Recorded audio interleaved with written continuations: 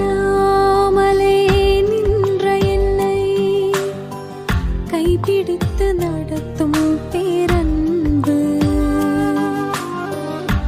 எந்தன் பெரும் குறைகள் கண்ட பின்னும்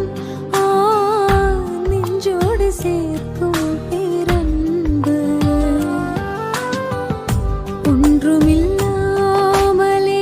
நின்ற என்னை கைபிடித்து நடத்தும்